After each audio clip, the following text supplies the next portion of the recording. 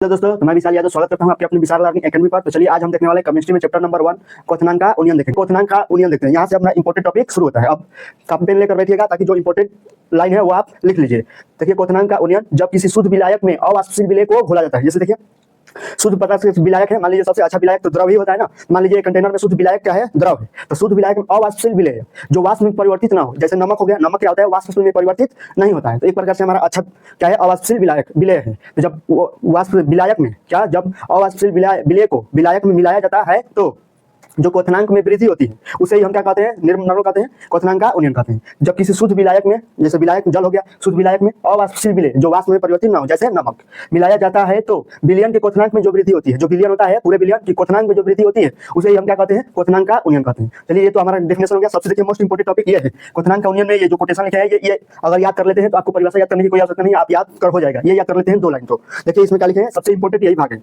इसमें कभी कभी 1 नंबर का बहुविकल्पीय प्रश्न भी बन जाता है। देखिए, अवाष्पशील विलेय, अवाष्पशील विलेय अभी बताए, नमक विलायक में मिलाने पर यानी जल में मिलाने पर उसका वाष्प दाब घट जाता है, यानी जो वाष्प दाब होता है क्या होता है, घट जाता है। और क्वथनांक में क्या होती है, वृद्धि होती है। देखिए तब हो जाएगा क्वथनांक में यूनियन डेल्टा टीवी हो जाएगा। तो डेल्टा टीवी क्या हो जाएगा, टीवी टीएस में से टीवी घटाएंगे, क्योंकि जब अवाष्पशील विलेय पदार्थ को मिलाए हैं तो हमारे क्वथनांक में क्या हो गया है, वृद्धि हो गया है। अवाष्पशील विलेय पदार्थ को जब मिलाए हैं तो क्या हो गया, क्वथनांक में वृद्धि हो गया और वाष्प दाब घट गया है। जब क्वथनांक में वृद्धि हो जाएगा यानी विलयन बन गया, तो उस विलयन के क्वथनांक में क्या हो गया, वृद्धि हो गया। यानी विलयन के क्वथनांक में जब वृद्धि होगा तो विलयन के क्वथनांक में से शुद्ध विलायक का क्वथनांक घटा देंगे तो हमारा क्या हो जाएगा, क्वथनांक में यूनियन, यानी क्वथनांक में कितनी वृद्धि हुई है वो हमारा प्राप्त हो जाएगा। देखिए, क्वथनांक यूनियन में मोललता में संबंध क्या होता है, जो क्वथनांक का यूनियन होता है सीधे मोललता के क्या होता है, समानुपाती होता है। तो देखिए मोललता तो हम पढ़ेंगे पहले से, तो कहोगे क्वथनांक का यूनियन डेल्टा टीवी और मोललता यानी एम स्मॉल एम हो जाएगा। तो क्या हो जाएगा, मोललता स्मॉल एम हो जाएगा। अब देखिए अब साइन जो समानुपाती का चिन्ह हटाएंगे तो क्या हो जाएगा, हमारा के भी आता है, के क्या होता है, बॉइलिंग पॉइंट, बी क्या होता है, बॉइलिंग पॉइंट, अपने मतलब एक स्थिरांक होता है। तो डेल्टा टीवी बराबर के बी इंटू क्या हो जाएगा, एम हो जाएगा। और देखिए के बी क्या है, हमारा मोलर यूनियन स्थिरांक। क्या है, मोलर यूनियन स्थिरांक।